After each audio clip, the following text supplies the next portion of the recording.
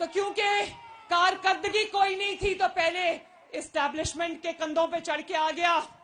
انہوں نے پچھلی اسٹیبلشمنٹ سے سبق سیکھا, جنرل فیض کے چیلے چانٹوں سے سبق سیکھا اور اس گند کو کندھوں سے اتار کر دور پھینک دیا.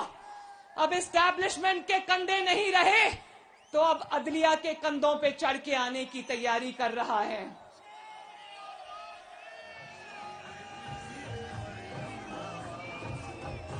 ابھی جو کل پرسوں آڈیو آئی ہے وہ پرویز الہی صاحب کی سنی ہے نا؟ کیا کہہ رہا ہے؟ کہہ رہا ہے جسٹس مظاہر علی نقوی کی عدالت میں بینچ بنوا دو تاکہ ہمارا معاملہ حل ہو جائے. اس ملک کو ایماندار ججز کی ضرورت ہے, عمراندار ججز کی ضرورت نہیں ہے.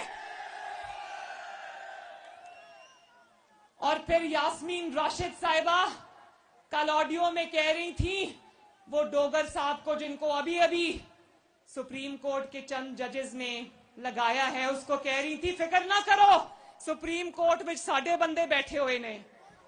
تے کنوں دس رہے ہو؟ سانو بھی پتا ہے تاڈے بندے بیٹھے ہوئے نے.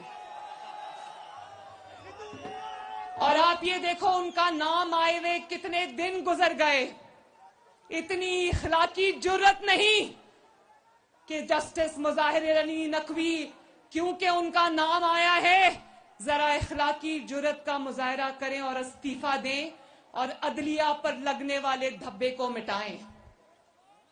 کیا استعفیٰ دینا چاہیے یا نہیں دینا چاہیے؟